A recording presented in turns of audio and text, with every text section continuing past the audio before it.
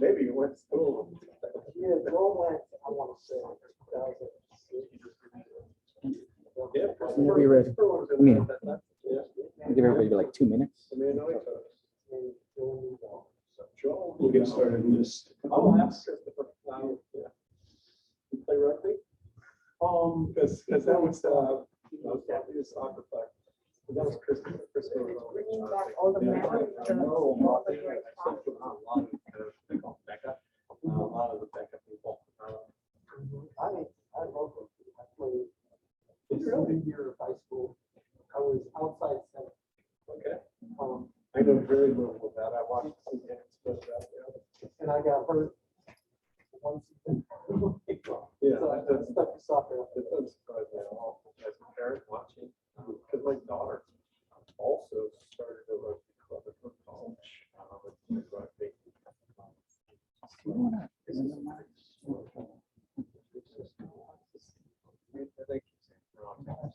what you mean? So we're not signed up for that? Because they were the main reason you're playing is to go to the bar.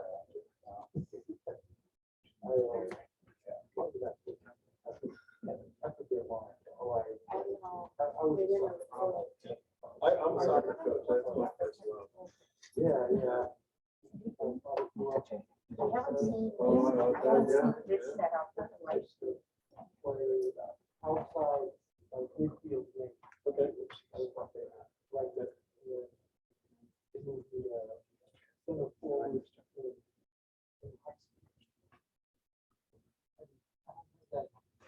Killer instinct. Yeah. No, tell me about it. I've had lots of players who were good players, but they couldn't score because they didn't have that killer instinct. Exactly. Yep. That's funny. Okay, we'll go ahead and get started, folks. Thank you for being here today. Good afternoon. My name is John Freitag, and I'm currently serving as president of the Academic Senate here at DVC.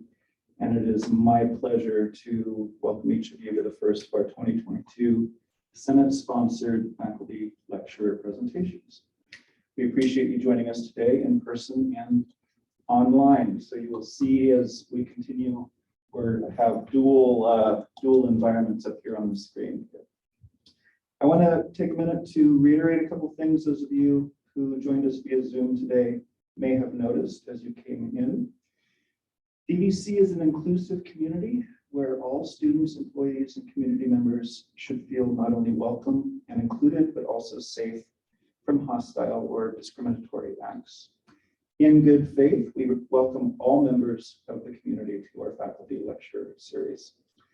Zoom meetings in an open community format do come with some risk of disruption by those with ill intentions.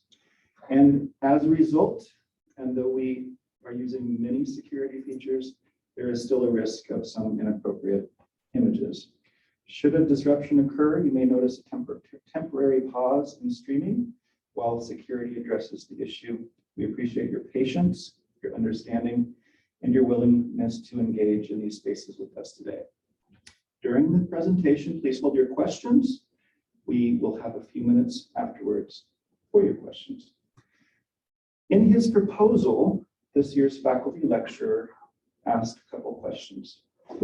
How is racial violence naturalized, normalized, and an accepted part of the United States? And why are views on system racism very divergent in the United States society today? These questions resonated with the Academic Senate Council, who selected DVC Professor of Political Science, Dr. Albert Ponce, as one of this year's faculty lecturers. On behalf of the entire Senate Council, Albert, congratulations again. Let me tell you just a bit about Professor Ponce. Albert is Professor of Political Science and co-director of Social Justice Studies at DVC. Professor Ponce earned his PhD from the Department of Political Science, specializing in race, ethnicity, and politics and political theory at the University of California, Los Angeles. At DVC, he mentors students in the Puente and Umoja programs and works with the Men of Color Association, Social Justice Club, and Scholars for Justice Club of formerly incarcerated students. He has also taught ethnic studies in the incarcerated student program at Folsom and High Desert State Prisons. Professor Ponce is also a member of the Dreamers Alliance, building solidarity and resources for undocumented students beyond the campus, as well as a member of DVC's Racial Justice Task Force. And he is our 58th Academic Senate Faculty Lecturer. Please welcome Professor Albert Ponce.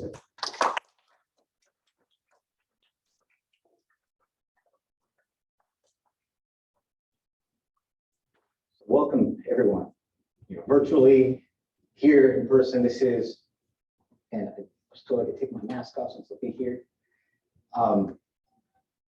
This is really invigorating to get in front of a crowd, students, right? This is why we're all gathered here at this institution for our students. So it's just amazing and energizes me. And one thing as I was preparing for this, as I walked into this room, I remembered I was reflecting, it's been 2 years since I've been in front of a classroom to deliver a lecture to live students. So it's an honor to be here, and I really want to thank you, those of you who are present here in the space, all masked up, minus me, right? I have my daily pass, but to those in the virtual world who are tuning in, and I'm honored to have been selected as one of the faculty lecturers. So I want to thank, first thanks to President John Freitag and the entire Academic Senate for considering this topic that we find to see it relevant in our world. I also want to thank all of my comrades who really motivated me and pushed me to submit a proposal to talk about this topic, to keep it in our conversation as centering in our discourse of how we speak of our world, how we think of a better world. Specifically, Anthony Gonzalez, Andrea Sorce, who were talking to me about pushing me on this. So what I'm presenting today is not a singular presentation from my point of view.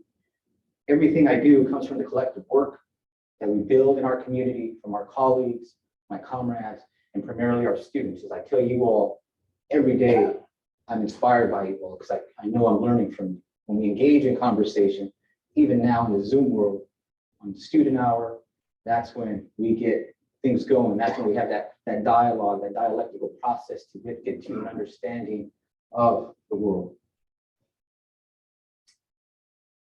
And so here, I want to thank many folks that are present, not present, but there's too many. If I were to name everyone, it would take the entire time because I've been building since I got here in 2016. I arrived in 2016 at DVC in the fall, and I was very welcomed by my own department, the political science department, which really searched and was trying to find someone who could address certain issues that are existing today, namely issues of race and power. So Scott McDougall, who's our chair, thank you for letting me do and work across disciplines. And Dory Mazzoni, who is now recently retired, and she's turning in. We missed you if you're tuning in, but also it was a very warm welcome. It really inspired me to keep going. When I was in graduate school, I had my dissertation advisor, Professor Raymond Rocco, who I really want to thank publicly. Being at UCLA and getting to know me, becoming friends, and knowing my family, and knowing my commitments to want to come to a community college, while everyone else in my cohort, including myself, being geared towards just finding a job in a research university. And I was always committed to the community college. That's what when I arrived, my first semester at community college in Los Angeles County at Mount San Antonio Community College, it was that very first semester where I said, I want to come back and teach at this institution. Because it's the institution that I believe in. I believe in all you students can be the top students anywhere if given the opportunity, whether at Harvard, whether at Stanford, any Ivy League school. We have students here who are producing that level of work. But yet because of structural inequities embedded into our system at the founding and even pre-founding at the colonial moment, we're still living that legacy of exclusion. And that's what we are here to address today. Here at DEC, I also have the pleasure of working with my comrade, Dr. Sangha Yogi, as co-directors of our social justice program. And this is something that she's assisted me in thinking about, even today's talk, pushed me to think as I'm throwing out my ideas, maybe we'll bounce off the ideas, and she pushes me to rethink and see things in a different way, and hopefully in a better way. I'm sure in a better way. And my other comrade, Lisa Smiley Ratchford, just walked in the room. And we have worked collectively also to build something that's going to happen here in the fall of 2022, new ethnic studies program. So this is the collective work of many who are coming together to do this. So anything I accomplish anywhere, anytime is never of my own. Never of my own. It comes from that community, from my ancestors and community which I come from, continue to learn from, and struggle alongside with. And we hope to do that till the end of my days. And of course, my partner in life, my wife here, Yvette, who has been my greatest support always, and has listened to me, and listens to me late nights when I'm throwing out ideas and doing other things, occupied with our 13-year-old daughter, right? But that I could never repay. And our daughter, Maya Elena, who centers us, right, and our commitments in our everyday practices to do the smallest of things to try to contribute to a positive and a better world for not only her, but everyone alongside it. So as I mentioned, I arrived here in fall of 2016, very excited to talk about these issues. And in 2017, I delivered a public lecture on a similar topic, tracing the philosophical origins of white supremacy into the present. It was a well-attended event. People were talking about it, but also the wrong people talking about it. So there was a backlash that ensued immediately. We received threats, calls for me to be canceled, removed from my position, lose my livelihood, and lose my ability to be able to put food on the table, right, so to speak. And this is a tactic that not only affected me, but hundreds, not thousands, of educators in the United States at this moment. So this talk is also for those who have been forced out of their positions in the United States today, for sparking ideas, for critically reflecting.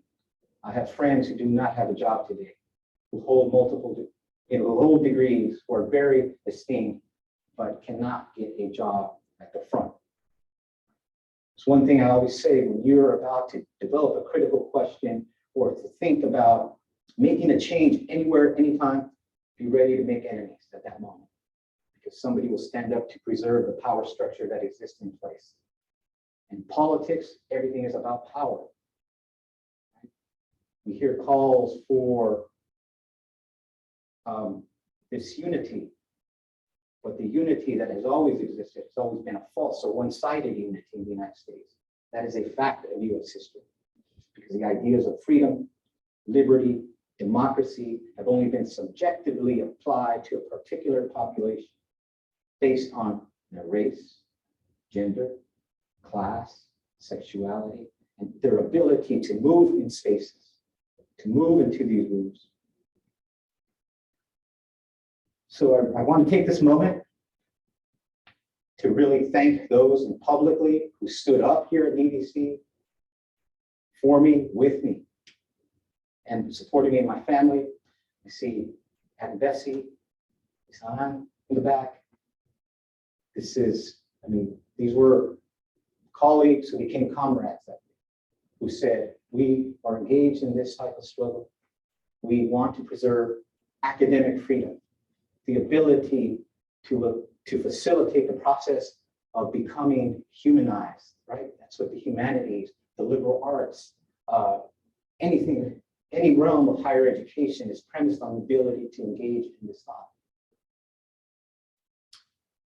We don't have to agree.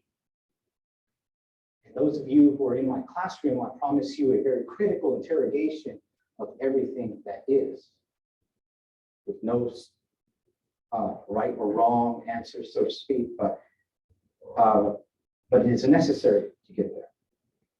So this was a defining moment for all of us in the United States. It's the threats of fascism, the threats of racial violence, the threats of people being locked up, over 2.5 million people in the United States. We're the nation that incarcerates the most human bodies. It's necessary to critique those systems of power. So how do we engage and extend the boundaries of pedagogy, of knowledge production, and to engage in these critical questions and develop a rigorous critique? It's a rigorous critique of racial rule in the United States. By asking the questions, we begin. So when I submitted this abstract in the fall, 9 states had passed legislation on banning what they call critical race theory. Not that that was defined anywhere in any piece of legislation, right? And we try to ignore it because there being something completely else, but it cannot be ignored. When we talk about the battle of ideas, we have the South, the old South is winning. And I'll allude to that later on in my talk. At this moment, 41 states have introduced, passed, or are discussing legislation targeting teaching in the classroom at different levels. That's 41 states. And if we're not paying attention here in California, in East Bay, we do exist in a bubble. Right? But when we look at that data, the pieces of law that are being produced to silence, to control, we must say no. So it is our duty to force our nation to confront what it has consciously and systematically covered over. We have no other option. We need to reconcile our past in order to move forward and grow as a people. That is just it. So the alternative will be an inevitable implosion of any semblance of US democracy that exists today. But the people that are engaged right now in movement in the United States and have been continuously will not give in to that false unity to say, come on in from the streets and we will give you something in order to control you. The people will not be appeased in that way. We are at a point where demands need to be met. So this unity, this fabricated unity of Americanism that has gone on for too long, they demand an equality that is premised upon abolishing racial rule.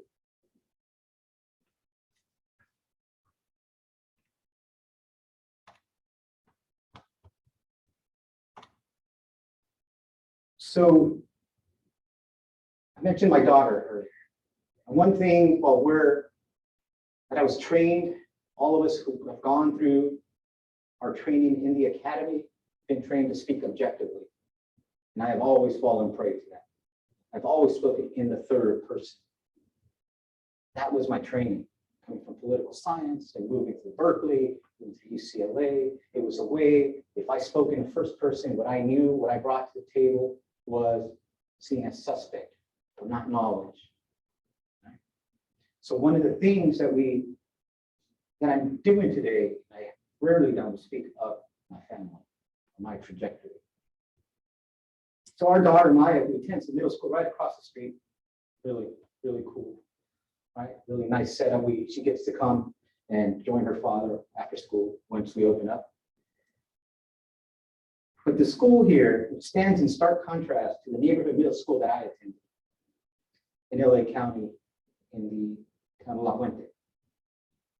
Just looked up the middle school that I went to, to take a glance at where the school ranks that I went to, the middle school there. It ranks at number 2 out of 10. If you know the great schools, it's just a metric which looks at test score population. It is segregated, remains segregated by race and class. 93% of the students there are low income, 92% are Latino, Latinx students. The high school that I should have gone to, no better. Or the elementary school that I attended, no better. So the tracking that these populations go to, at the moment that we are handed off at kindergarten by our parents, we are almost doomed to be damaged by the school. We don't go in there damaged. We are damaged by the K through 12 institutions of any unequal education in the United States. That is the reality. The richest country on the planet remains in education apartheid, killing off the dreams of children by age 4, by race and class, and gender comes in. We'll talk a little bit about that too. Here, since Mexican schools were desegregated in the Mendez v. Westminster case in 1947, a few years back through our social justice speaker series, we were able to bring Ms. Mendez here to speak to our students about that case. When she was a 9-year-old child in 1947. This was a remarkable moment. You know, today, and then in 1954, we have the Brown versus Board of Education, which desegregates schools on a federal level. When we look at the data today and the spatial segregation on race and class, it remains almost even stronger. We can look at the UCLA Civil Rights Project data covering 60 years after the Brown v. Board of Education report, or the 65-year report. So students are being tracked to become those who are the service class, those who will have opportunity, and those who end up in fundamental at the top of power. In essence, a caste system. That is how it's reified. Here in California, the community college system, in the fall of 2020, fall of 21, we lost 318,000 students. That's a big number in this pandemic. Nearly half of those 318,000 are Latinx students. And we will be looking and examining why that is, that we are not fulfilling the mission to educate and provide those opportunities.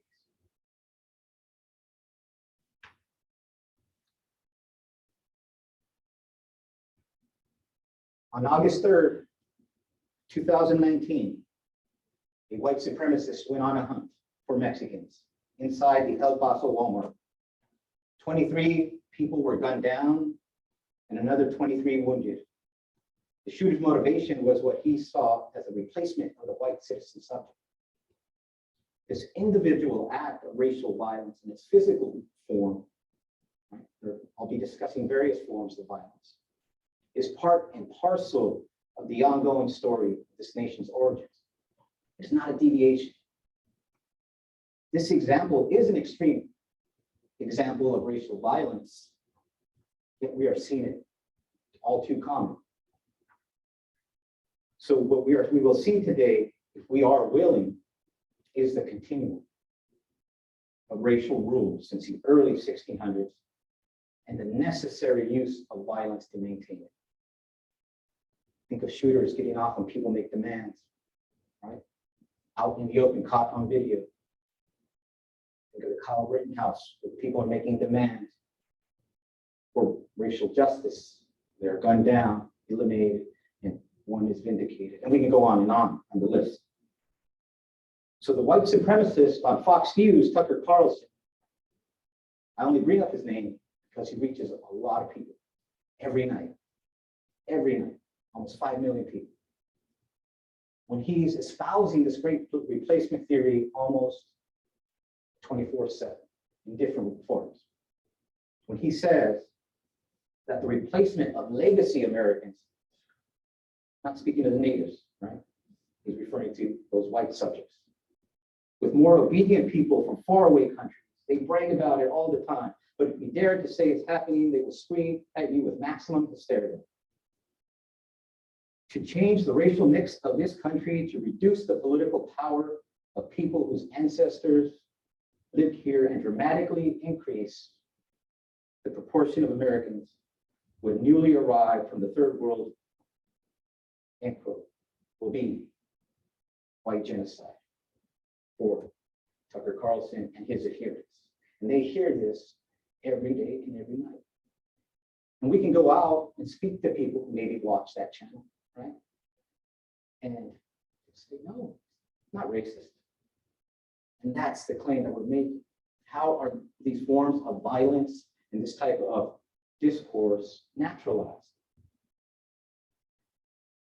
That's what is done, and I'll be speaking to how it's codified, and the discourse is just part of the air that we breathe, right? So today, we see white nationalism, that is, when I speak, I'll be throwing out different terms. White nationalism, the ideology of whiteness as superior to all others and its value system, as defining what it means to be a US citizen. So we can look at the first US citizenship law, where whites themselves introduced race into what it means to be American. Free whites only. That is the law, 1790, that establishes the ground on which we are still debating who is part of this social fabric today. So this is in contestation with those who seek to abolish the current Herrenvolk democracy. And I take the Herrenvolk to mean ruled by the master race. And we think of it as applied to Nazi Germany. Right? But I'll be speaking to how Nazi Germany was looking to the US as a model of white supremacy. That is a historical fact. So it applies, the Herrenvolk democracy that exists in the United States in 2022 is alive, is present, and its ubiquity is everywhere. And its domination remains very powerful because we don't see it.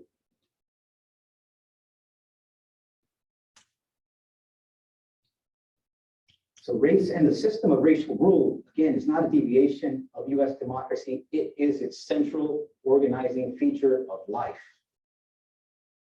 And ironically, as we speak of the diversity of white supremacists, we see the influence and rise of Latinos in white supremacist movements, right?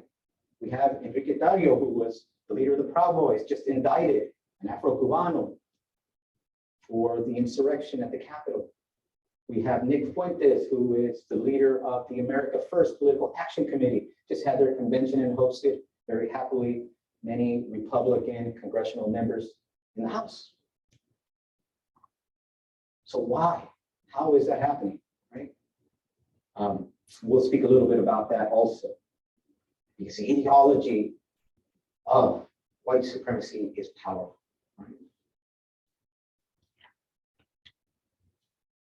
And before I begin getting into the presentation, I just want to make one statement, a true statement that can be seen. The United States is not a nation of immigrants. Who's heard that before? Many of us. It is actually this myth that reproduces and sustains white supremacy, because it is a myth. What is a myth? Something that is false, but it's enduring, that we believe and we repeat, we actually reproduce it. This is a land whose genesis emerges from the fact of white settler colonialism, genocide, chattel slavery, and the coloniality of racialized labor. As we begin, we think about the indigenous peoples, and it's kind of custom now in institutions to make these statements about the land that we exist on. I'm in no position to do that. But I don't know what we ought to do. But we have the tribal spokesperson of the Confederated Villages of Lichang, Karina Gold, here to speak to us. And I was just honored to have heard her again on this past Saturday in an Ethnic Studies Symposium. And the words and the actions that indigenous people are engaged in are examples of what we could do. The possibilities of rematriation, living reciprocally on the land, not trying to expropriate. That is on this land, which is stolen land, that we all exist upon here at DVC, the land of the Big Mingo. So before we begin, I just want to thank everybody who's here in person and being patient with me as I move through this introduction to the presentation. And the students, my colleagues, community members, board members who are here today, who are willing to engage, something that is not so comfortable. Right? When we speak of this in here, even at a college or out in society, to speak about exclusion and inequality, it would be much nicer to say, can't we all just get along? And easier. That just covers over what is underneath what we've been mentioning. So 3 things that I will just throw out today. What is race? What is race as a technology? How does this produce racial violence? How do we resist these forms of dehumanization? And what ought to be done? And that's for a discussion for us to have. What ought to be done? The ought to implies that it must be grounded on some moral principle. OUGHT, the ought to. Not what, accept what is and how can I get mine in the world that exists, but how can we think about and construct and produce and contribute to a world that is much better for all. Not one dependent upon a hierarchy of humanity, but one that enables us all to become. And I will keep abreast of the time. I do want to leave some time for a Q&A for those of you here in person and on Zoom.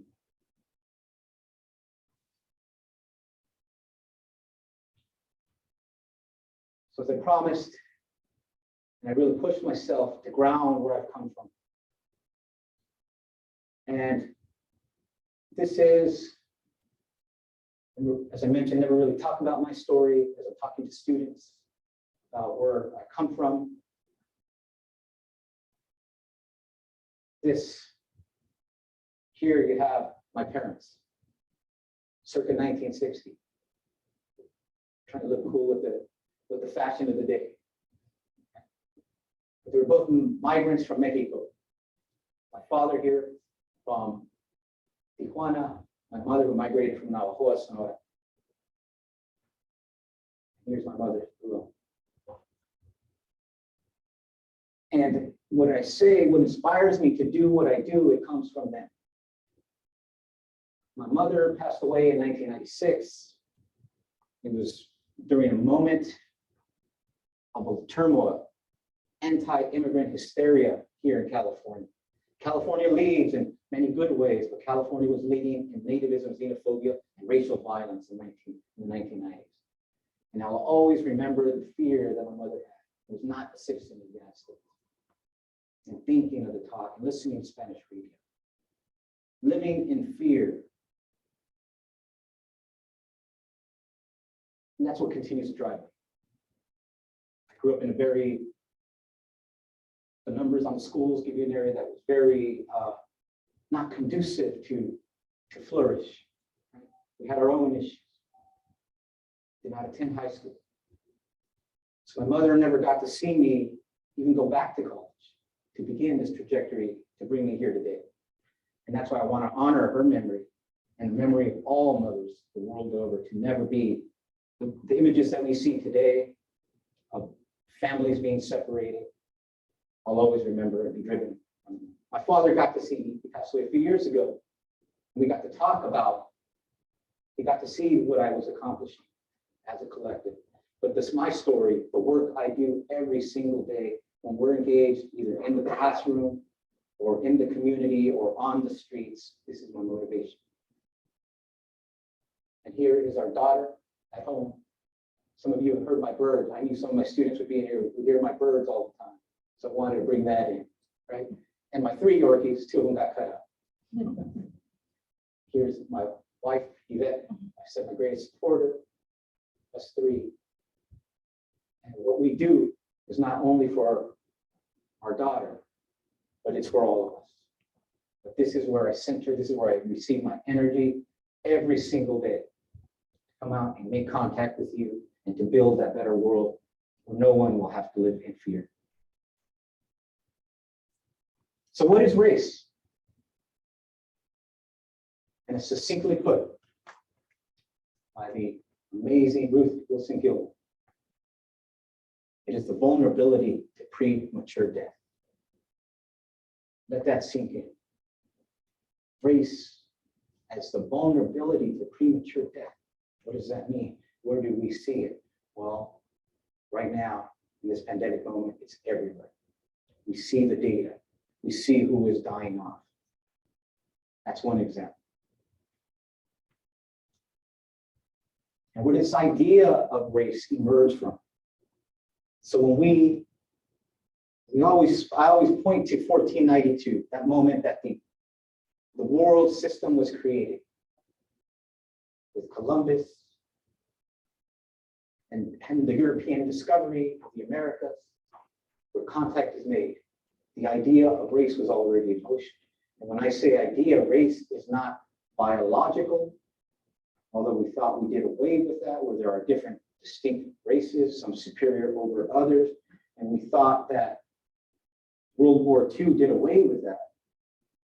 There are folks, as we saw, the examples that we began with on Fox News, who still espouse that idea of a superior race, of a superior breed, or people who are willing to go gun down other human beings because of the belief of biological race. So race is an idea, and I'll be coming back to that again. But why do I have Bishop de las Casas and the philosopher Gines de Sepulveda right here?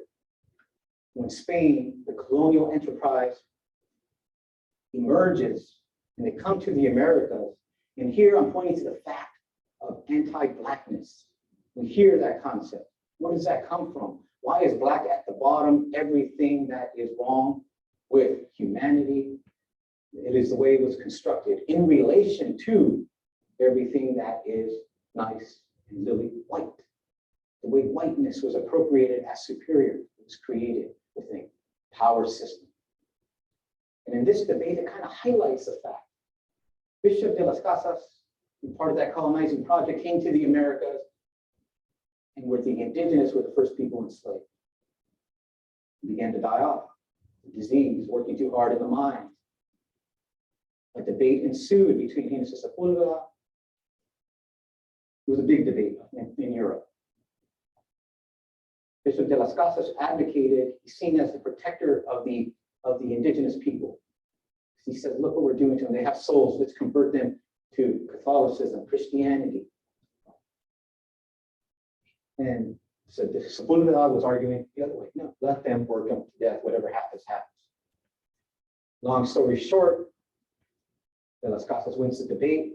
He's seen as some savior of the indigenous people. But he said to do the work, those folks who could be enslaved will be the Black people, the Africans. So it opens up the avenue in that emergent economy, free as in free labor, to enslave Africans. He later repents, says I was wrong, but the damage was done. So a hierarchy, a racialized labor hierarchy begins to emerge in this moment. It comes to be solidified. And anti-Blackness that we hear a lot today, what does it mean? Where does it come from? It emerges, and it's hardened in this moment. And this is what it establishes, a caste system where the Spaniards and the Portuguese who came into the Americas and began to take the territories and colonize people, extract the resources and build the wealth, needed race to differentiate a hierarchy. They created a system, as you saw in that first opening slide, where you had the mestizo, which was a mixture of Black, indigenous, and Spanish, and then the mulatto. Well, I'll note that Blackness wasn't identified with the mestizo until much recent times, especially in Mexico and other places. I'll get back to that. But 52, you see the numbers here, right?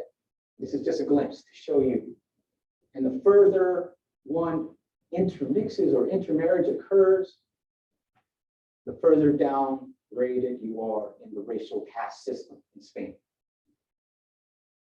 The peninsulares, those who were pure, came from Spain and lived in, say, Mexico or Peru, they were at the top.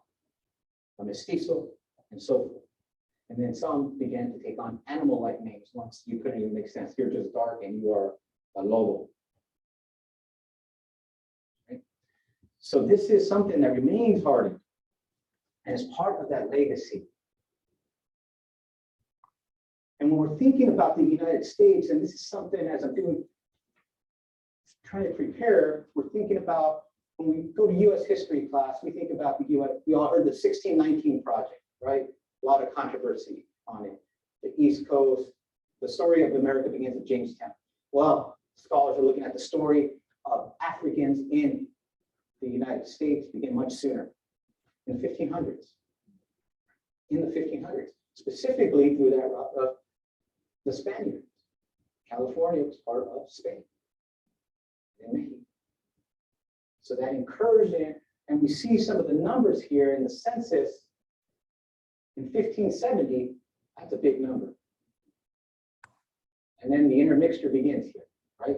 Mulatos, which is a mixture, black and mestizo. So you can put all these numbers together to look at and trace the roots of Africans in the United States, and namely in California.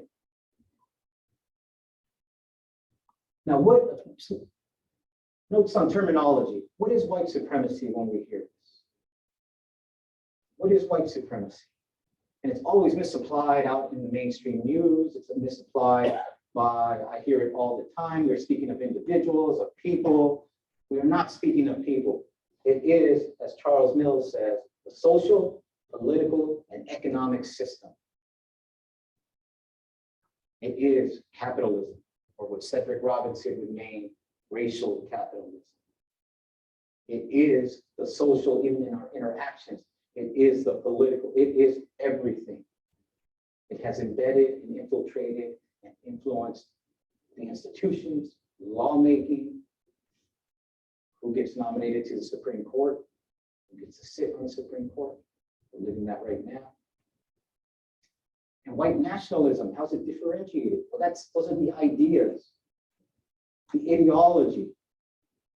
When we link white nationalism to Americanism, it is that belief that white nationalists believe that to be an American, you better, and you could be Afro-Cubano, but you better adhere to the ideology of whiteness. Be a Nick Fuentes, Ariel, and the like of the Proud Boys. And what is white power? Well, those are movements that are brought together at the Klan, militias, white separatists, neo-Nazis, etc. And I take Kathleen Bellows' work. And if you want to look into Kathleen Bellows' work on bringing the war home, read her text. It's really almost prophetic in thinking about how these white power movements have infiltrated, are made up of ex-military, ex-police officers, current police officers, part of the white power movement. So when you bring those players into position, you get insurrection, you get potential kidnappings of government, you get people being gunned down in the street, you get the Capitol being taken down, people be getting off doing so.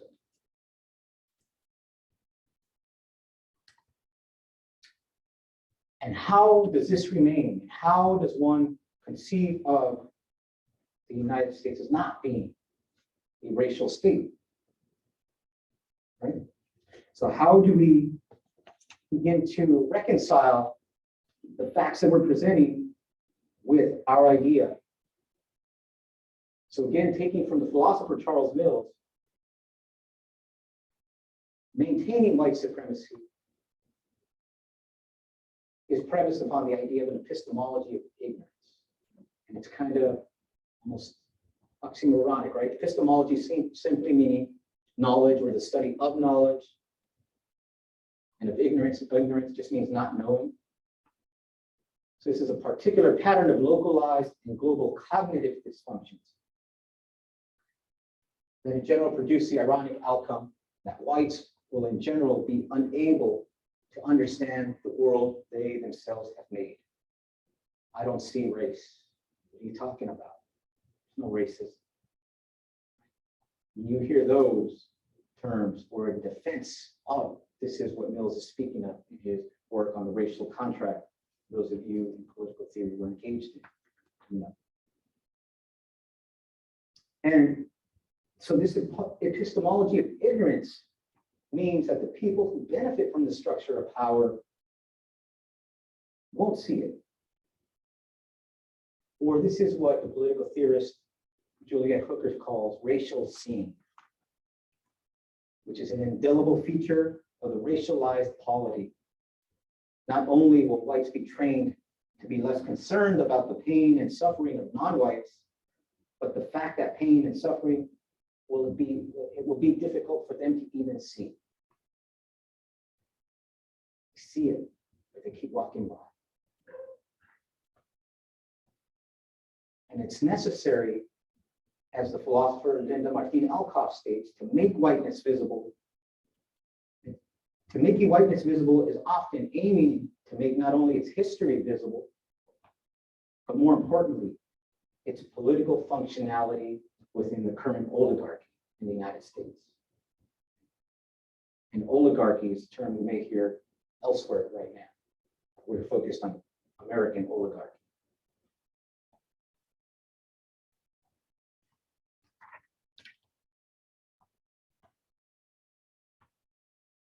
So race as a political technology, what is that?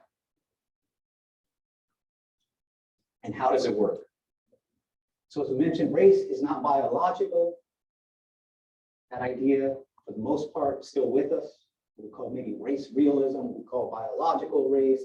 And it's been made popular. How many people ever heard of those companies or even participated in Ancestry or those companies are profiting off of the idea of biological race.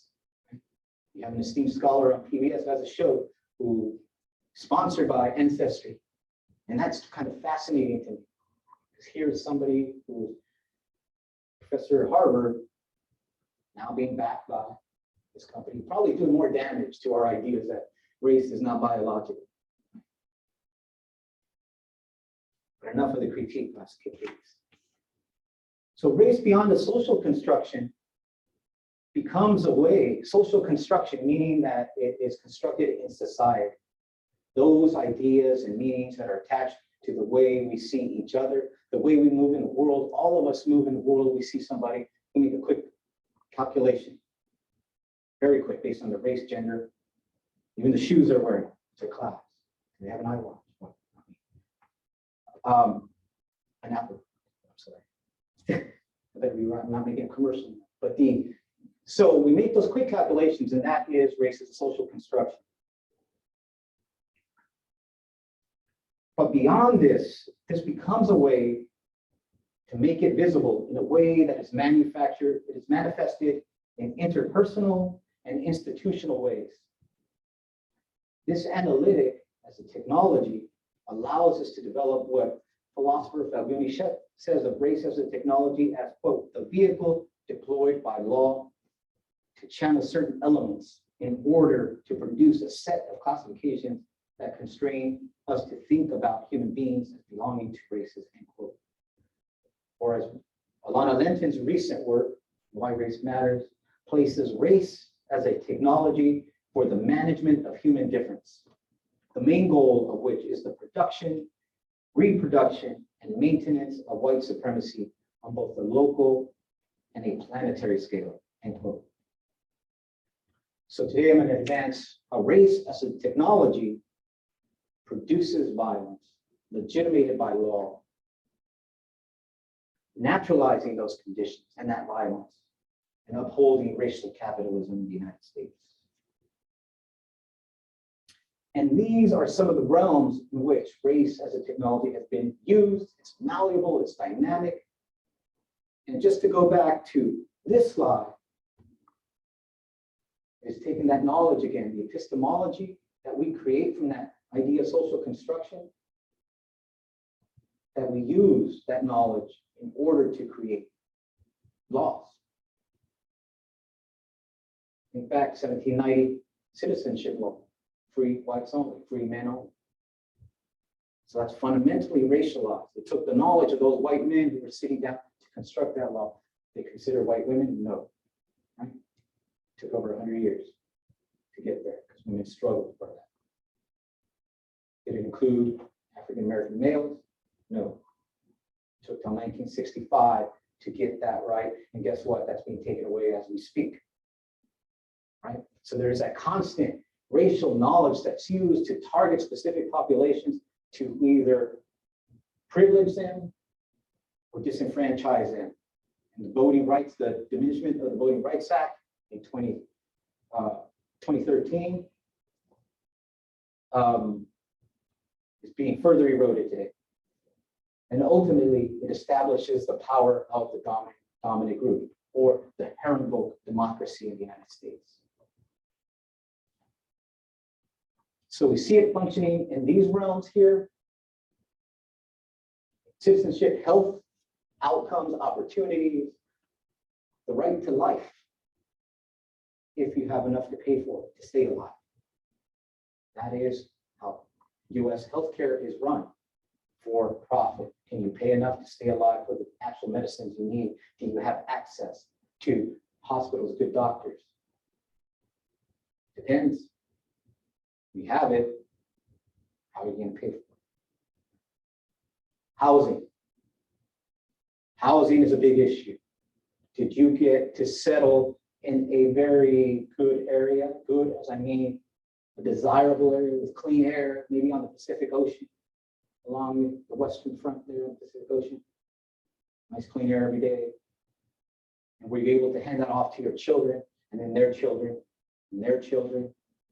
And now we're here today, and you've accumulated so much wealth. You're fine. But those who were driven from those spaces, namely the indigenous people who occupy these spaces and still occupy these spaces, but had not been able to accumulate that wealth. And in education, we already spoke a little bit about this. So as I move through, I'm very conscious of the time, and I want to have some questions. And now I'm seeing there's no way we're going to move through everything that I prepared for you today, but we will be back tomorrow, right, for those who wish to do so. And I lost some of the text here, but the anti-Asian roots, as we're thinking about how we think about particular racialized groups, we see a rise in anti-Asian crime, even though we see some positive outcomes economically speaking. And I had pieces of legislation that were influenced by the racial knowledge about Asians as a whole. And with the Page Act excluding in the 1870s, excluding Chinese women from immigrating into the United States, so race and gender working there. The infamous 1882 Chinese Exclusion Act, which is pretty direct. We are excluding you from US citizenship, and that functioned through forms of racial violence, direct, outright, but also functioning through laws application. Here is the Democratic Party poster, celebrating the white man is on top. Let every Democrat and all other good citizens turn out to ratify this democratic measure. So the party using race to bolster itself. And then you had the 1892 Geary Act, again targeting Asian migrants. And the 1892 Geary Act gives us the birth of the immigrant prison that we see today. And that piece of legislation in 1892, we're talking a lot about people, children in cages, families being separated, private prisons, making a lot of money, this racial capitalist system. Well, that was given a green light in 1892, but it started with a particular racialized group here, the Chinese. And this helps explain some of the ongoing dimensions. What I was alluding to, here's an example, just one example of a redlining. Who's heard of redlining in the room? Most of us. The practice of federal government to designate certain spaces as not desirable, red, the most desirable, the green, get good loans, get access, to good loan, maybe to refinance your home. Unless if you're Black and you go to Wells Fargo today, Wells Fargo as a practice today, this was just discovered, right? Wells Fargo turned down more than half of those African-American applicants looking to refinance their home, take out some equity, and begin to accumulate wealth. But this is Wells Fargo specifically looking at a racial group and saying, no, we still carry that idea of you and when we're making decisions. So we are still in this red zone for us. And this is LA. And I like this map, not because it's red or green, but when I left Berkeley to begin my PhD at UCLA, we lived in Venice. We moved into we just wanted to be, we wanted clean air. And we shopping around looking, wow, these are astronomical prices. We finally found a unit that we could rent while in school in Venice. And I'm like, wow, this is cool. Ended up being what's called the Oakwood neighborhood. It was after living there and talking about that, I finally came across that Oakwood, which was a few blocks off the coast, but it was a 1 mile square, each square mile was an African-American community. It was where African-Americans who worked on the coast were allowed to live just in that 1 square mile. And this was a shock to me. And here I am as a student studying, looking for this, and I'm living in that space. And I remember when we first moved in, walking around the neighborhood, an African-American woman came up to us and said, looked at us, what do you do? Do you live here? And oh yeah, we're so happy we're in the neighborhood, introducing ourselves. She's like, and then her response was, I didn't think that they were still renting to brown or Black people because they're being driven out. And right now as we speak, most of them have been driven out. So even that space that they were allowed to, that 1 square mile in Venice, were very expensive. Now, what was then is more now. The wealth that one accumulates, if you have that wealth in the first order to be able to purchase that land, was based on race and class. The New Deal, you hear about the New Deal, which granted home ownership. We saw in the early 1930s, the political scientist Ira Katznelson has written on this, showed how the Federal Housing Authority granted almost 99% of those home loans to first-time home buyers were white. So whiteness was a precursor and a determinant upon you getting a loan to be able to buy that first piece of land that you would begin to accumulate wealth and pass on to your children. So inheritance, it's racialized inheritance. That is whiteness as property, Cheryl Harris, a law professor, calls.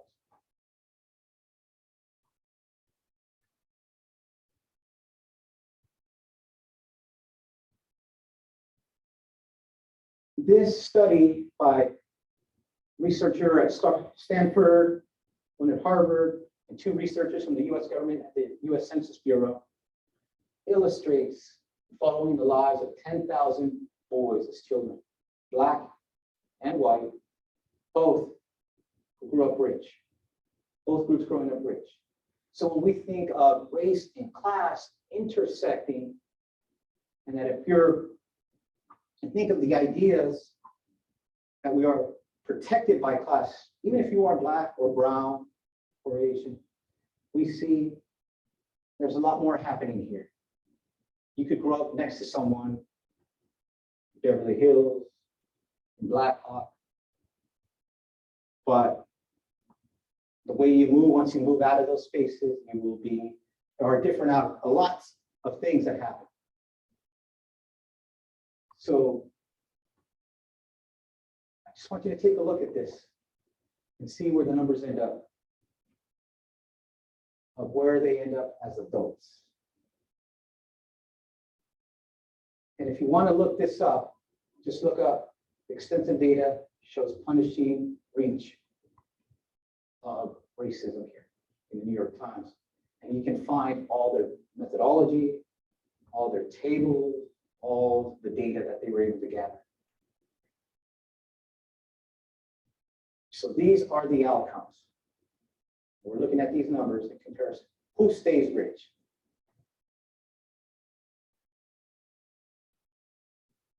Who maybe drops down to upper middle class? Middle class for some.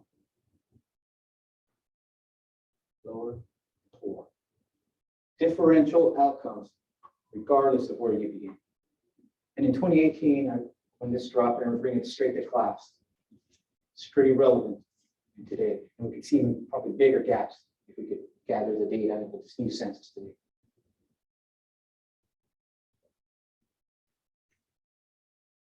So we look at median household incomes across race and class. Is it a product, people not working hard enough? Or was the system set up in a way where people don't have the opportunity to get here and here? And when we look at Asian, it's a big category. Asian encompasses, and part of the explanation here by the researchers, this is still from that previous research, they explain first generation migrants bring a lot of wealth with them to begin with. So this drives us up. Initially, they actually see with their children, there's a drop and it begins dropping. And that's something that the researchers are looking at to further examine. So you come with a lot of money in the US as this category, Asian, but it begins to go down also. We don't know where it's going to go, how far.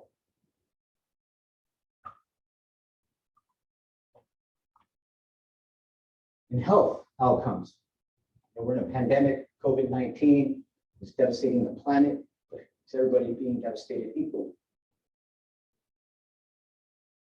You know, the biggest group prone to cases, this is all in comparison to white non-Hispanic persons. This CDC data.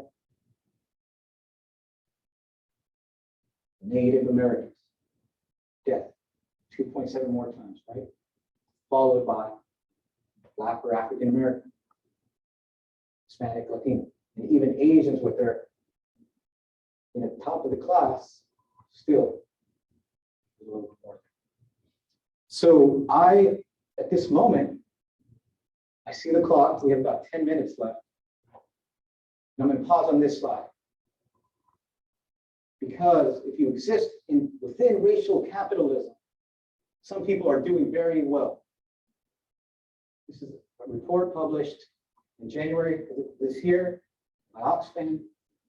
The 10 richest men have doubled their fortunes in the pandemic, while the incomes of 99% of humanity fall.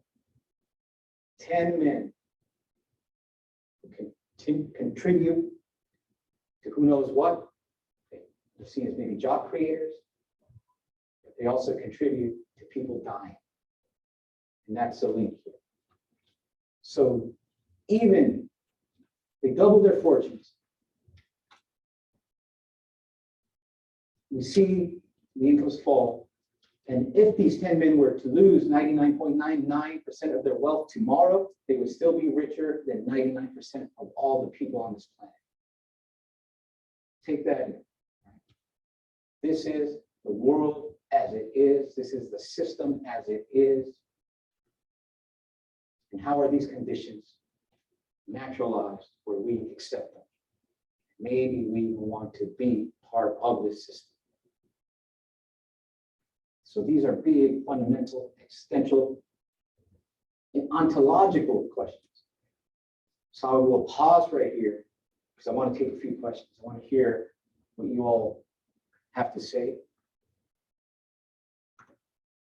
And we'll stop there. And John, if you want to take some questions, maybe here in the audience. I don't know if folks on chat can't see people on screen, but does anyone have a question on anything, a comment, feedback? Do we need the mic? Or? I'll run the mic back really quick, just so it'll be picked up. Thank you. Thank you.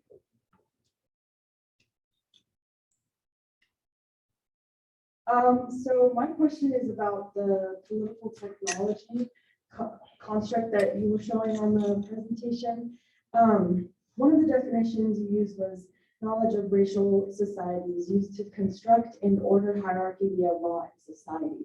So my question sort of arises from how white supremacist groups would use political technology to their advantage and hinder people or people of color and like communities, especially in the coup we see on the Capitol.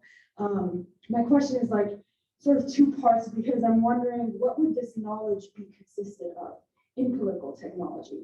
Is it still the agenda that is moved by government and society as we see, or is it more towards the white supremacist ideologies and sort of they go back off on each other to create this hindering expression towards people of color in America?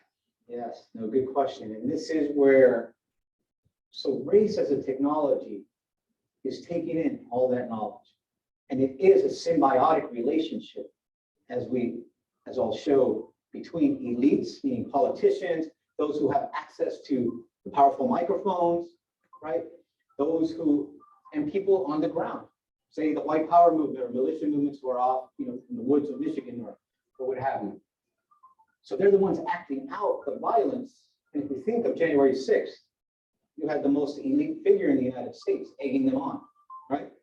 The president of the United States saying, let's go, do it, and I will be there with you. Of course, he went to the sofa, ate some Cheetos, the White House. But that's regardless of the fact that the relationship amongst them is the reproduction of the same ideas. One element on Capitol Hill, they're putting them into law and targeting certain things. If we look at the knowledge that the senators right now, as they're looking to nominate what will be the first African American woman on the Supreme Court, is being grilled using this knowledge about. So again, on Fox News, calling for, let me see her LSAT score. How degrading and racialized is that question? Do they apply that to any of the white men who sit on the Supreme Court? Let me see your scores. Or on critical race theory, taking that knowledge that the GOP officially sent out that tweet a couple of days ago, right? Giving her, instead of KBJ, CRT, that's her initials, right? Claiming she is an adherent. And we heard her response to that, knowing she's going to be attacked, seen as maybe being biased and adherent of critical race theory. She was basically, which does emerge from law school, right? We'll get into that a little bit. She was just like, no, I didn't take that class. Right? So this is the type of knowledge that we all inherit, all of us. And that's kind of the claim, the racial knowledge. So race is a technology. We're all adherents, right? On the ground, we have to push back against those assumptions. And even those who are engaged in those moments, it's so hard to see how race functions because it is an idea, but yet it has very real outcomes. And I don't know if that clarifies a little bit, but we'll continue this tomorrow. Thank you. Good question. Anyone else in the room? Time for questions in the room and also on Zoom via chat. And I'm able to see the chat questions here if anybody wants to send in a question or comment.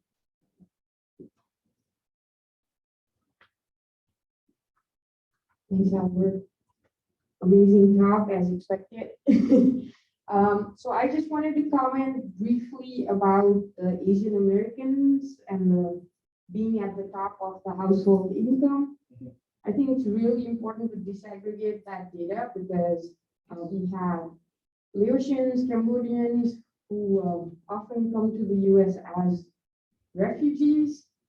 And it's especially important to deconstruct that because often Asian Americans are seen as honorary whites. And folks at the top always try to divide racial groups and stop us from building any coalitions. So I think it's really important. And I would also love to hear your ideas on how we start to transform and build coalition and representation, as you mentioned with Ketanji Brown Jackson. Do we infiltrate and play the role and then start transforming from the inside? What's your vision on that? So, well, I have a microphone, but the No, definitely. And that's something we have more time, the disaggregation of Asian, that's what it's all encompassing, right? It encompasses those who aren't even, who are checked at the border. So when we go back to where I began mentioning the story of African Americans Africans in America begins in the 1500s in Spain. So does the story of Asians in America. Historian Erica Lee has shown us that. And they didn't come in at the top level, right? From the Philippines, from Guam, those territories who were colonized by Spain. So the presence has been enduring, but more recent new immigrants from different parts of the territory, whether from China, India, come in with different experiences and different bank accounts, right? And some places you're even able to buy U.S. citizenship. China, if you're able to get your citizenship almost overnight. If you're able to put down, I think they raised the cap to 1 million, almost 1.1 million. So citizenship can be bought if you invest in the US, right? And that's so citizenship law is not uniform. There is no uniform way to do it.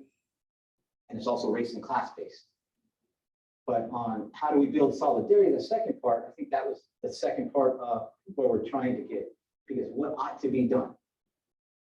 That's what are the solutions?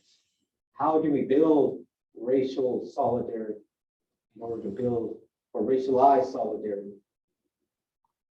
And we'll come back. We're going to continue this discussion. Do we have any more questions, anyone?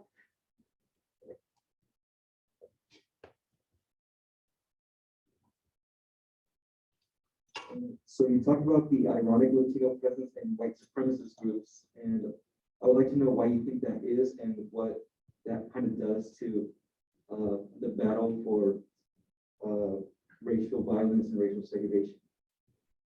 Yeah, so there's a lot of work, and that's a good question. We're looking at, and also I'll point to, and I'll discuss tomorrow more about the role of the U.S. Border Patrol. Over 50% are Latinos. They work on the border. Some of them recent immigrants also, but now they have a badge and a gun. Get paid by the state. They have the authority of law to enforce that artificial boundary. So a lot of recent piece just was published last month in the Political Science Journal, trying to explain why on Border Patrol agents and getting that. And some of the responses, the qualitative responses were, we don't have many opportunities. It's a job. I didn't have to go to college, right? That was a big, and I started at $50,000 on Brownsville. That's a lot of money. You know, it's not relative to California. And I have a pension, and it's a government job, security. I pay for my family. And how do you feel about treating maybe even your family members? Mixed feelings, right? But going back to the point of white supremacists on a more extreme note, without a badge, but yet endorsed by the law to do what they do, there are a lot of explanations, which I'll continue to tomorrow. But the short answer is whiteness, the wages of whiteness, a term that was developed from W.E.B. Du Bois, that the social psychological wage that one receives when you enter that ideology. You could be, and I'm thinking, no, I shouldn't even bring that up. So bring up Dave Chappelle. But when you think about what's gained when you're accepted in a community of the dominant race, you'll be accepted as friendly. If you have an opposing view from your own subjectivity, you're not so welcome. If you say, but wait, what about it? Oh, no, keep them out. They're no fun. You're going to ruin the party. That's the general kind of response. But I want to get more into this tomorrow. I know we're at time. Do we have anything else? We are at time, but we're welcome to stick around for additional questions at this point. Yeah. Okay. Any other questions within the room? I'll be right there.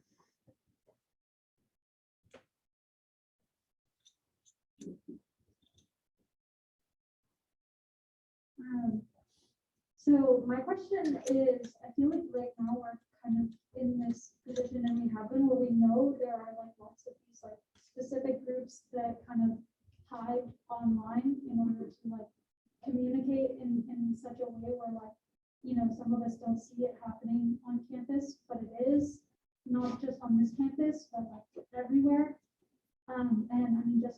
weeks ago, we had the whole thing Zoom, where it was basically taken over. And I feel like, could you talk a little bit more about like how these like people who really like have a lot of time on their hands, like are able to dedicate so much effort, like in hatefulness, I guess? And like, how do we kind of combat that? Because I also feel like there's a lot of fatigue. And that's not specifically like fatigue for people like me. I feel like there's a lot of fatigue in minority groups who have continuously had to try to like fight back against that. And so I'm asking, you know, like, if these things are continuing to happen, like, what is it, like, what can we start to try to do differently? Because, I mean, you know, there's still like the, like Trump people on the overpass, if you guys like drive on 24, like, they are relentless. Literally, I see them every week. And it's like, and we used to have, you know, like Black Lives Matter protesters, like, you know, countering that. And I just feel like there's this like fatigue, and like I understand like why, but I also like, you know, I want to like hear like what is it that we can maybe do, even like that I could do to like, what can we do to help it? Yeah, no, that's very good question. And on the point of fatigue, very real.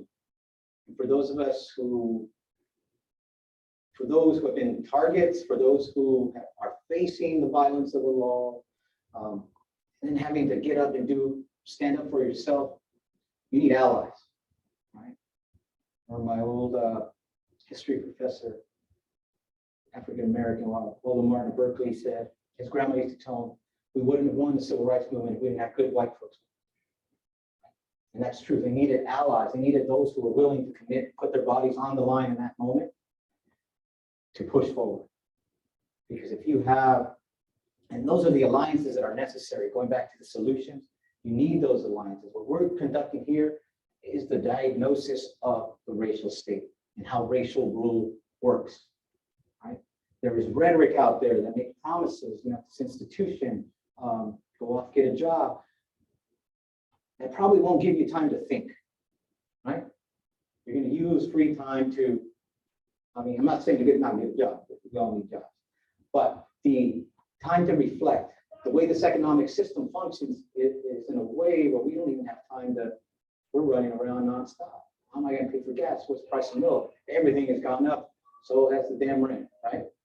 So these are things that we're built. The short answer is building the alliances and strengthening each other, continuing to talk to each other about these issues and what we can do to solve them. We know American democracy as it exists doesn't really give the people, when we go vote, the power. The most power that we have is collectively coming together and challenging the powerful. Change never comes from elite figures or powerful people. They're not going to give us anything. They never have. They never will.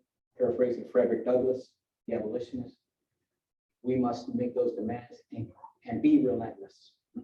Even when time, we have to be strategic and know how to build. We'll continue that. Thank you.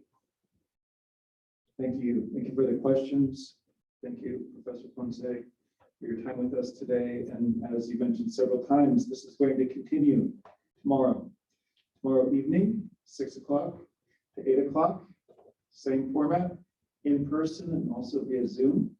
And it will not be a repeat of the same information. It will be a continuation. So we encourage you to attend and join us as the conversation continues. Thank you so much for your time. Thank you all for coming out.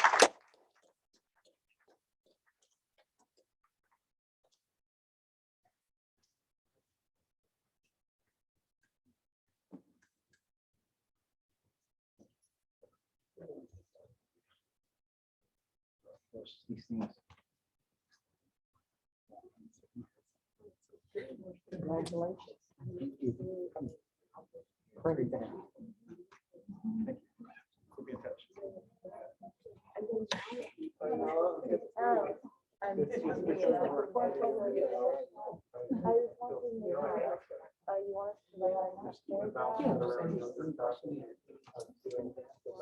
Thanks for coming.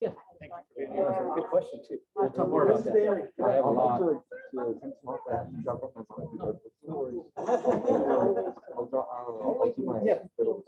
We'll talk some more.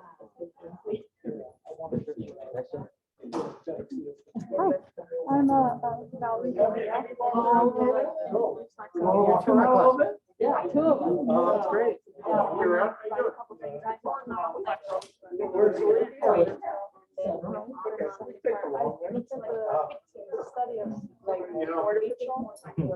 Actually, Yeah, I mean, it's, yeah, everywhere. That's not much.